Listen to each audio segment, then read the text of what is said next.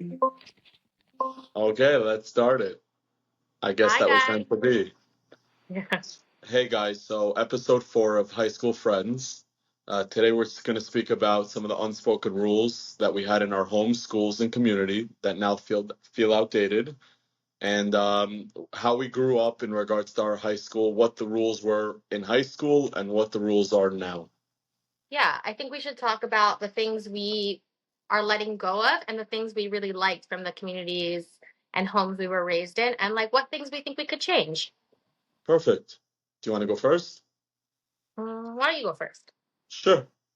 The things I'm personally letting go of, a lot of it was about like rules, like law and order almost. I grew At up with, home or like at school or in your community? I think everywhere. And Okay. for me, I that translated into something like the perception around that was something negative for me. Okay. Um, and I was just like, why are they giving me rules? Why are they trying to limit me? And only later did I realize that a lot of it was to keep me safe. And really, what I realized growing up is I have a need for understanding. It's like an essential part of who I am. Um, Okay. and if you don't explain to me why you're doing, even in Judaism, even in religion, why I'm doing what I'm doing, it doesn't resonate with me at all. And there's a sense of rejection there, like that I'm rejecting what they're asking me to adhere to. And I think also as like my parents, one thing I would suggest and one thing I try to work on with my kids, and I think Sarah, my wife, is very good at this, is explaining why we're doing what we're doing. Mm. That's like, Like giving more context. of course, it's human consciousness also. For example, when cutting someone off, typically the person that you're cutting off gets upset unless you're giving them a reason. So when you're putting your hand out the window and saying, "Can I go?" like doing that gesture of "Can I go?" and then every single time I do that, they're like, "Okay, yeah, you could go." You know what I mean? Like there's no problem here. You're just going into the next lane. But just assuming that you can go ahead and do it is not is doesn't make the other person feel good inside. So giving explanation, I feel like Yeah. teachable.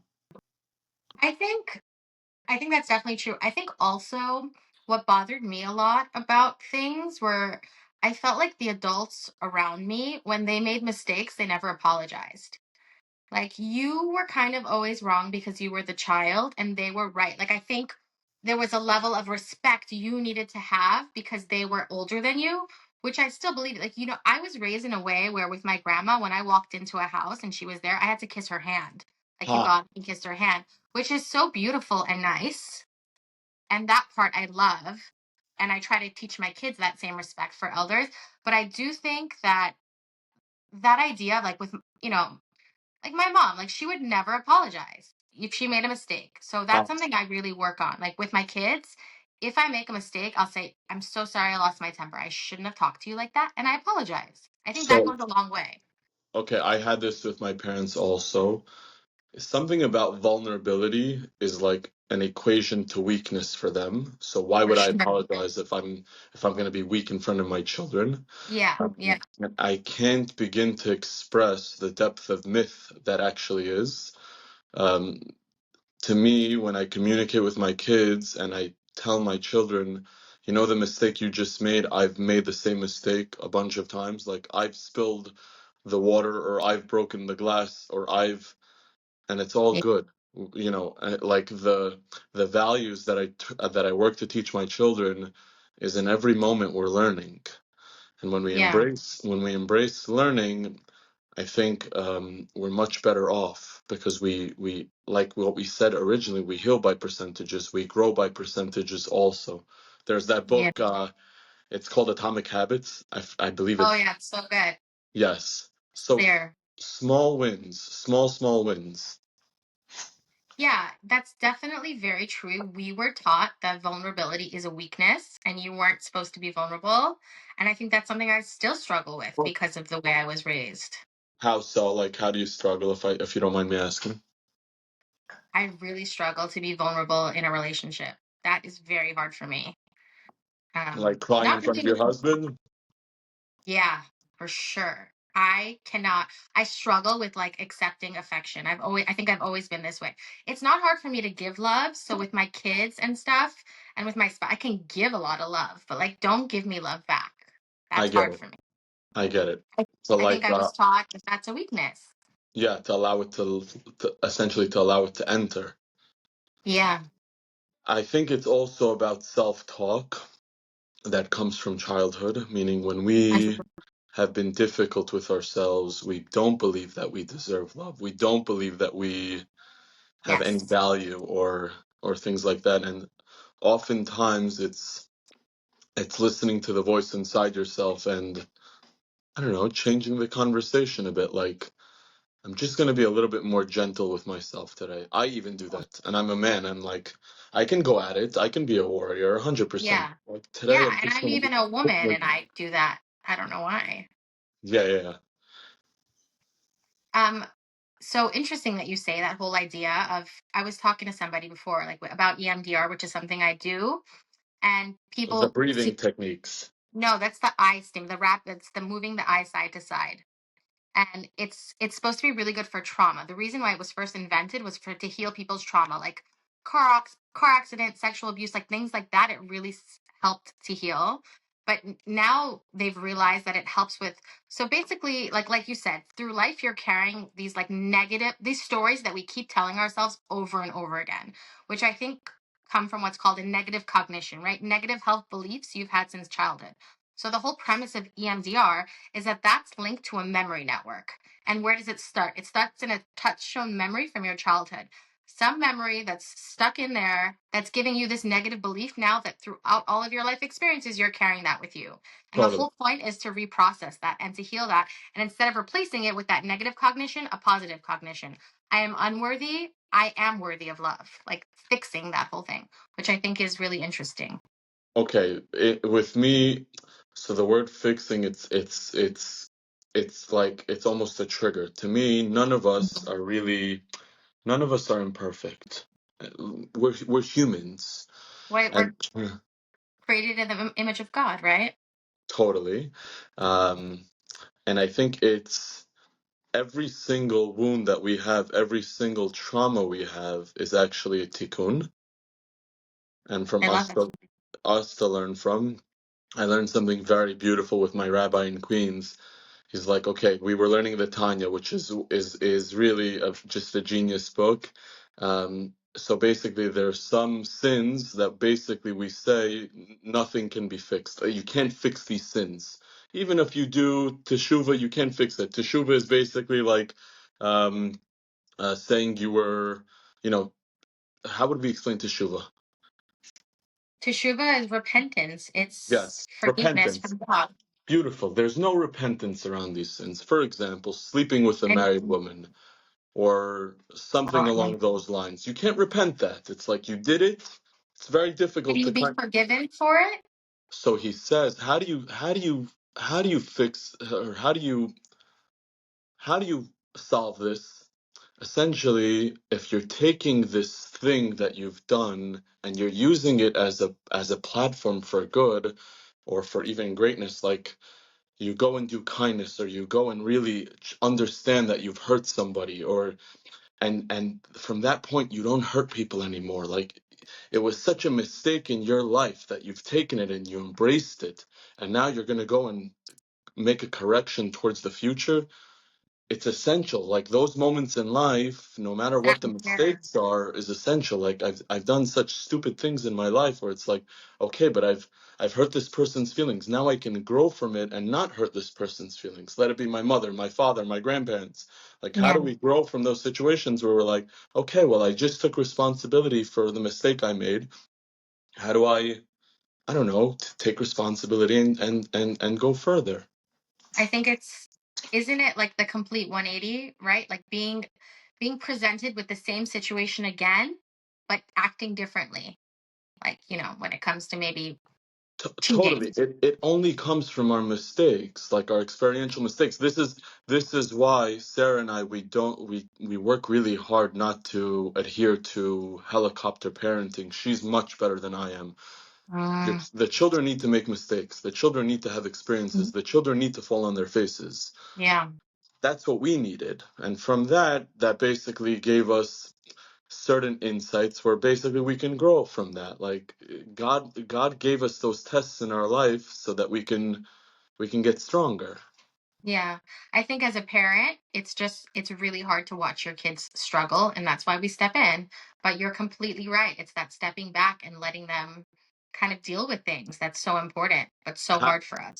how do we do it in a safe manner? Meaning, how do we do it in a, like for me, it's about like stepping back in moments that there's like buffers around the room. You know what I mean? Not where, oh, I'm sending my eldest, to the supermarket to like figure himself out and come back when he's like 6 years old. You know what I mean? Yeah. Yeah. How do we work with our children to give them a place to make mistakes and also to grow? Yeah. I think it's a hard balance that we all struggle for. 100%. For me, it's about core values. What are the core values of the family and the house inside of our four walls? One of them Yeah. is loving each other, communicating with respect, Yeah. asking with permission. I don't know. We have like a whole list at home where we're That's so writing out. beautiful. Yeah, it's my wife. It's not me, guys. It's amazing. Really, that's amazing. I Yeah. think I think it's also that, but probably so much more of it comes from your kids watching you guys, right? Because it's so much more of like, as much as we try to teach them, like my 10-year-old yesterday was carrying around a little mic and being like, "Hi guys, I'm just gonna tell you today a little bit about EMDR." Like, I'm just dying. I'm like, they copy us, whatever we do. I And I you want being to a good person is Yeah, I want to add to this. They not only copy what we say, they also copy our energy. What does that actually mean? A little personal story about me. My mother growing up, she lost her mom at the age of 8.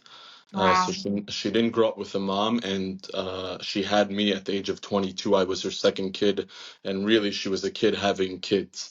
Yeah. And she's an amazing mother, but growing up, my mother is very much a warrior energy, and that was portrayed on me. Yeah. Um, Now, when I deal with my own children, it's really about staying calm, telling them what you want to, and they totally lose their head sometimes. They're like flailing, crying, screaming, going nuts. Stay calm, stay present, let them do what they need to do, and explain to them calmly. If we're gonna approach them and say, stop crying, or you have to stop screaming, or don't hit your father, even though they're not in the right. My kids are all under 6 years old at this point. I mean, under 7 years old. They don't have the development we have. Stay calm. They're matching our energies. If we stay calm, okay, they're growing to stay calm. But the question is, how do you stay calm? How do you Interesting. reach a point? Like, I think it's very easy for us to say, stay calm. But I know as a woman, and you probably have your own things, like after a day of working and cooking and and being so overwhelmed by life, like everyone else, it's really hard to stay calm. And I think unless you pour into yourself, like for you, like Torah learning, exercise, like all of those things that, I have a lot of women tell me, I don't have time, but it's not selfish. You are going to lose yourself on your kids unless you pour into yourself.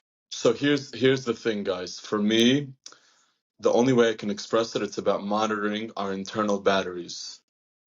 When we feel that our battery is low, we're going to lose our heads on our children, and they're Mhm. going to essentially replicate that back to us. So Yeah. what do we need to do in those situations? And this is something that you can communicate with your spouses beforehand. Take a 5-minute break, a 10-minute break, go walk outside. Like Um, me and my wife, we have a sacred word. We would say like waffle, and she'll know that I need a break in that moment. Like I'm losing my mind in that yeah. second, and I Yeah. just need to go outside and like hug a tree or like sit in grass. You know what I mean? Totally. Uh, and men need this as much as women need this. Like, okay, I get it. A lot of the responsibility falls on the wives inside the house.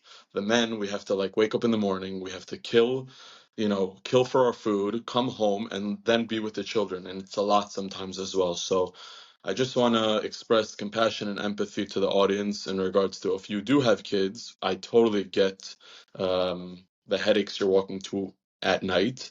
Figure out how to take short breaks. Figure out how to refill your batteries. At Yeah. work as well. Don't go into work dead and then work 16 hours and then come home. Don't do that to yourself because Yeah. it's us giving up our health for money and vice versa. It's like it's nuts. Can I ask you a question? Of I course. hear you say a lot of things that I don't see in other men, like this ability, like your level of communication with your wife, or like this self, this sense of like self-awareness. Not that men aren't self-aware, but you are. What do you think it is that you're able to do that makes you be able to function that way? I always believe in improving upon myself. I was also not to take away from any other man because I think there's so many No, brilliant, like 100%. they're working so hard to be great fathers and great Yeah, husbands. It's I think I was born with a sense of self.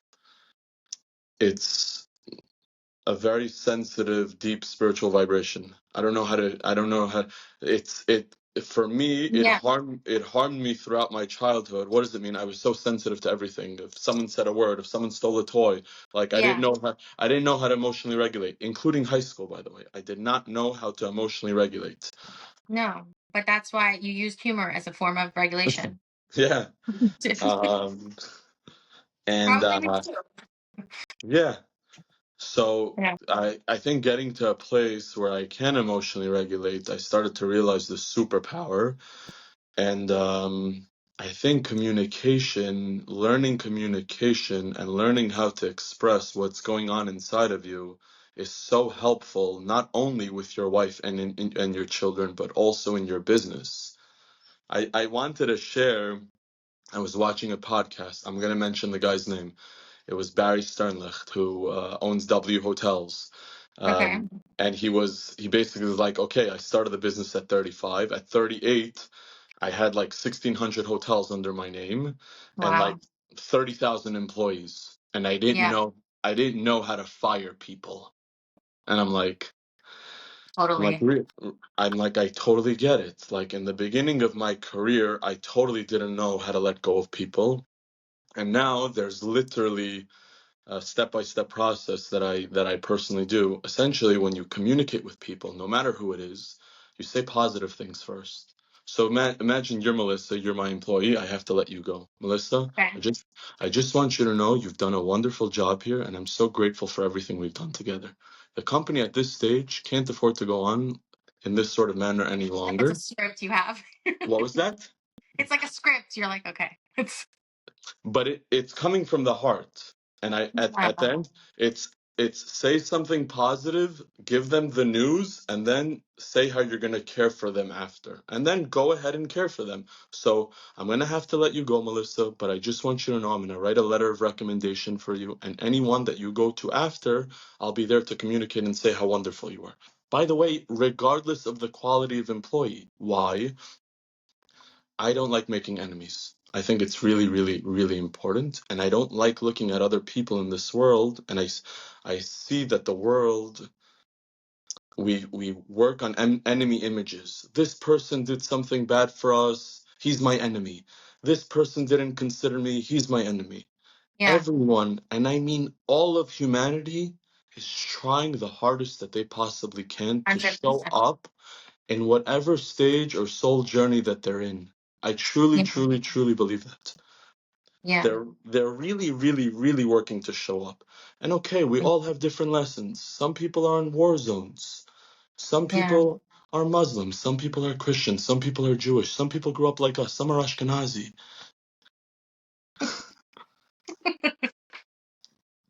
I want to say Yeah. just value who you are, value who you have. And yes, as a human race, it's very important that both the men and women learn how to communicate with compassion. Meaning, I said in the first episode, it's all about nonviolent communication. This is something I learned. All that means is compassionate listening. How, when Yeah. my child tells me he's done something wrong, how do I hear him and give him compassion? How do I hear him and give him empathy? How do I not Yeah. make him wrong? How Because do when you I not make it about you and how it's making you exactly, feel? totally, and how do I take responsibility for my own feelings? Because Yeah, this, exactly. the way I Not being look a at victim always. 100%, the way I look at life is the world is a gigantic, gigantic mirror. Whatever I don't accept in someone else, I can't accept in myself. Whatever Yeah. I look at and I can't like I have disdain for, there's something inside of me that I haven't accepted myself in the same direction. Yeah. And it's also to remind ourselves that it's really never about you. Like people's stuff, everybody, that person who cut you off and yelled at you, when that happens, I'm like, I feel bad for them. They're probably having a really, really rough day. Something It's the probably happened. it's the limbic brain. When we're born, it's all about the limbic brain for a child. Yeah. Mommy, I want this. Mommy, this is mine. Mommy, give me this. As we grow up, the goal is to let go of the limbic brain and realize it's not all about us. There's a Kabbalistic saying that I love, I adore. The Kabbalists all agree that the purpose of life is to go from Ani to Ein. Aleph Nun Yud to Aleph Yud Nun. You change one letter. What does it mean? Ani means I. It's all about me. It's all about my ego, blah, blah. Ein means nothing. I The am whole nothing. I am nothing. Yeah. Why I am nothing? I am nothing. What else is nothing? Hashem is essentially nothing. We can't see him. We can't speak to him. It's just a belief, honestly. It's just energy all around us, in my opinion. So going towards nothing is going towards godliness. It's simple. Yeah. I mean, that's a big concept of like Rabbi Nachman. It's like letting go. You know nothing. You are nothing. And Letting go. I this was is really thinking about this. At the end of the day, we know nothing. this is us getting to B'Tselem Elohim. Yeah. I feel like I just spewed for like 20 minutes. No, it was good spewing. It was honestly very interesting and insightful. I honestly really enjoy what you have to say. I feel like I'm getting to our lessons, which I Same, brother. really, that's one thing I need to spend more time for. I listen to like podcasts. Like I really like Gedalia Fenster. Yeah, He's pretty cool. He does a lot of, I um, I I value David Guillaume a lot, by yeah, the way. you've mentioned Yeah. that. I've never really listened to him, but it's just, you have to make time. It really makes a difference. Torah. It's at the end of the day, religion is just a tool for spirituality. And Yes. spirituality is somehow to get To close God. and to get closer to ourselves. Like I remember that intuitive moment that I had when I was 5 or 6 years old, when I was in kindergarten, and the first like Torah concept they taught me is every person is made in the image of God. And Yeah. somehow that like intuitively at 5 or 6 years old, without any sort of knowledge of, Yeah. my future, that rang true. Yeah. That was an important one. Right. I think that's very true. Something you remind your when I don't like to shame my kids, but when I tell them like something you're doing, I'm like, you were created in the image of God, you're holy. This is not for you. Totally. Which I think Sarah does a wonderful job of saying like Yosef, you're a tzaddik. Like tzaddiks don't speak that way, or tzaddiks yeah, don't. And we're you like, know, it's interesting. So I worked with the elderly population, and then I had a woman. She was about 100 years old. She was around 100, in great condition. She was doing well, very happy lady. And I was doing an assessment with her. We were talking. She was telling me things. She had three sons. All of them were uber successful. One was like a brain surgeon. One worked for NASA, like super successful. And she was like, "I have a blessed life." And she was like, "Do you want to know the secret how my children reached this level of success?" And I was like, "Sure, share it with me." And she said, "It's because I never spoke down to them. When they made a mistake, I said, that couldn't have been you. You're such a lovely kid. Like that must have been someone else. You are such a lovely like she's like, I would never put them down. All I did was raise them up." And yeah. that really stuck for me. Yes, and my wife, we went on a walk this morning in inside of our neighborhood, and she was sharing with me, she knows a couple that every time they have 8 kids, every time the principal called on one of the kids, the kids would be like, "Oh, well, what did the principal say, Dad?" And he'd be like, "You're an amazing student. You're a wonderful child. Like, wow, they're so impressed with you." Meanwhile, like the principal's like calling to complain. Yeah, it's yeah. I called the school the other day because my oldest son, he gets into trouble a lot. He's a troublemaker. And one thing that really bothered me, I'm usually like really easygoing, but she kicked him out of the room and she told him he should be ashamed of himself. And that for me was like, we don't throw around the word shame lightly. Like shame is a big one for me. And I Yeah. said, it's like, it's really not okay to tell a kid he should be ashamed of himself. For what? Because he misbehaved? I get it. He needs to behave better. But to tell him he should be ashamed of himself, that's like, What did that's she say to intense. that? Ooh. She played her, it wasn't to the teacher, it was to the head. She was just Uh-huh. like, I don't know what happened in the classroom. I'll talk to her. I get it. She was probably annoyed at him. He can be very annoying. And she lost it. Yeah, But I that get hurt me, that and you. I saw it in his eyes. Like I saw him. And she told me I should be ashamed of myself, and I was Oh like, wow. no. Yeah, I hear that. I hear that. That's a difficult one. I feel like shame is a tool for control ultimately. Shame, guilt. There's a really good Brene Brown. She's Yes, of LCSW. course. Yeah, Yeah, yeah. she wrote a whole book on shame. She's like the number one researcher on shame. And she talks a lot about how shame is what is shame? Shame is not I did something bad, I am bad. I am bad. I am not worth anything, which is so not a concept we value in Judaism, as opposed to guilt and embarrassment. Like teshuva, I did something wrong, I am gonna do better. But I, I shame is I am bad, I'm worthless. I just want to say a lot of these emotions that we're communicating on, if it sits inside of our systems, it's not healthy for our bodies, and it's really important to be able to process through them. They say that a lot of cancers are caused by anger that sits in the body. Yeah. And really, I think it's important to figure out what it is inside of ourselves. Again, it's about tikkun, I think. Like, why does the shame exist inside of me? How do I bring it up to the surface? How do I communicate around it? And how do I let go of We're it? so hard on ourselves. Beyond. We are our worst critic. Like I talk to lots of people in my practice and everybody is carrying so much like why didn't I do this better? Or why didn't I do that better? But we're so kind to everyone else. Like the way we speak to our friends is not the way. How do we change that internal dialogue in our own heads and be kinder to ourselves? 100% I'm in agreement with. I think it's about bringing about the stories that you're saying to yourselves and having friendships like you and I have where we can come together and say, Melissa, this is on my plate right now. Like, how would you approach this also? Like, having Yeah. support amongst our friendships and amongst our family where, what is real Yeah. friendship to me? Like, people that I can communicate with on a real level and tell them what's really going on inside of me. Just Yeah. having that voice of reason around is so helpful for me. Why? My rabbi was saying this to me today. We don't see ourselves. When we look at a mirror, even a mirror doesn't really see us because We can't see ourselves the way other people see us. left is right and right is left.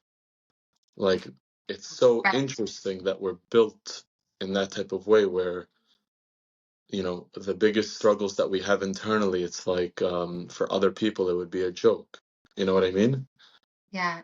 Going back to what we talked about, like things from childhood, I feel like another big one was this idea of like, don't tell anybody anything. Like, don't share Yeah. your private life with your friends or a thing. But as I've gotten older, I feel like I'm the type of person, like, if I few people I let all the way in, but if I let you all the way in, like, that is a real relationship. Like, I am going to pour my heart out to you, and I would like you to do the same for me. So, this idea of like, Reciprocity.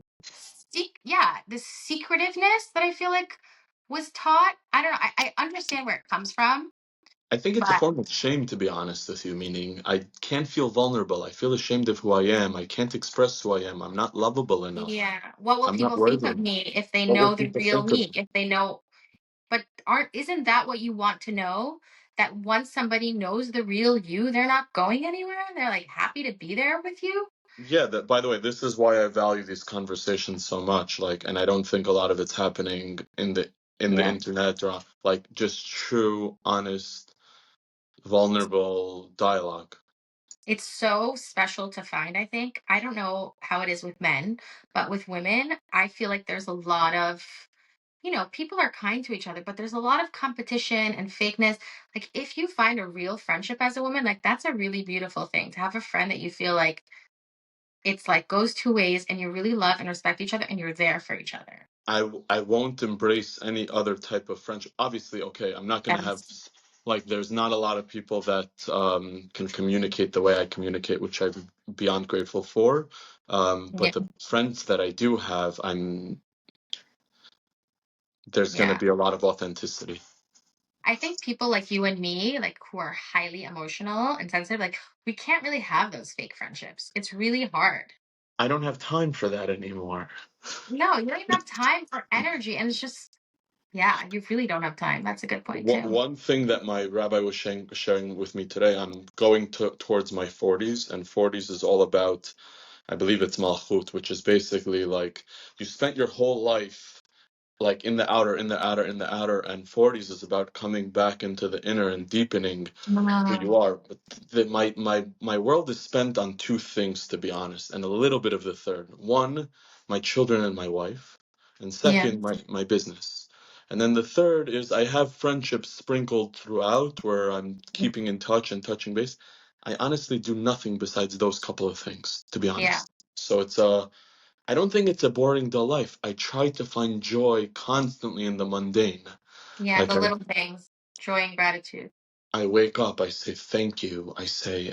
I go around to my children and I say, Yivrecha v'yishmerecha to all of them constantly because I So truly beautiful. believe the blessings that come out of my mouth protect my children throughout the day. And sometimes my wife allows me to do that to her. So constantly being able to say blessings inside my house and just valuing the moments with the team and how grateful I am for them. And it's really a deep, deep, deep, purposeful life. And there's not a lot of like sparkle and pizzazz. I'm not like walking down the wet red carpet at the Oscars, and I'm not jet setting and to Monaco just yet. Um, but it's like there's meaning, and with meaning, I'm just I Yeah, don't know. I go around and I say thank you for everything. yeah. I mean, that trip to Monaco would be really fun, but it's not going to give you that meaning. This is what I'm saying, guys. I'm saying the trips to Monaco will come without question, and enjoy the mundane. Don't tell Yeah, your stories of how you need something that your friend has. What your friend got, God gave them, and it's perfect for them. Thank God, Baruch Hashem, you don't have what your friend has. yeah. Because if you want what he has, you have to also accept the negatives of what he has. And I The don't whole recommend. package. Yeah, I didn't accomplish, I haven't been on the Forbes list just yet, and it's okay. This was like the huge achievement that I wanted for my childhood. Oh, I have to be on the Forbes list. I'm not there. It's all good. I have real wealth to me. I have a loving home. I have kind friendships. I have this beautiful podcast with a high school friend. How many people in this world can say, oh, yeah, I speak to my friend every other week, or I speak to my friend every week that I grew up with on the bus and like connected with her then, and now I can connect 25 years later. Like, Yeah, I don't, it's so nice. We really are lucky. yeah. Yeah, I think I heard a quote once that I really liked that said, "You can be a masterpiece and a work in progress at the same time." Oh, we lost you.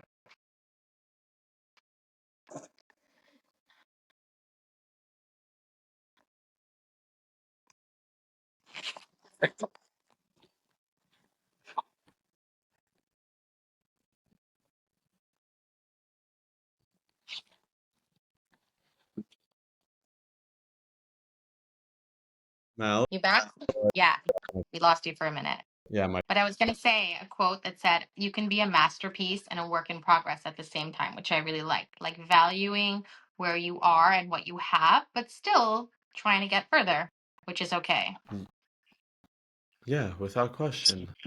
This is real growth, by the way, in my opinion. Accepting Yeah, where you are. Without that, like you're fighting yourself. You can't. Kabbalah means two things. It means letting the light in. It means receiving the kabel, and it also means accepting. What does it mean? Accepting of the moments. God Yeah, gives us very, very good moments where we're on top of the world. He gives us very difficult moments sometimes also. How do we come to accept everything? Not just, yeah, oh, what I want and what I don't want, the feelings I do want and the feelings I don't want. My therapist said to me in the beginning, he's like, whatever you resist, feelings, whatever you resist persists. And I'm like, 100%. genius. You're gonna feel pain. It's part of it. You're gonna feel anxious, sad. Don't run from it. It's a part of it. It's the feeling. Those feelings are in. It's what actually will heal you. Exactly. Exactly. By the way, we're gonna have to go. We're gonna wrap this Yeah, up. Um, there's more wonderful things coming, guys. I'm making my podcast room. Mel is buying a microphone. We're we're gonna get matching mics. we're getting better videos, and we hope to grow this. And you'll also be seeing us on Spotify. So Yes. very happy and very grateful. Thank you guys so much. Okay. Thank you.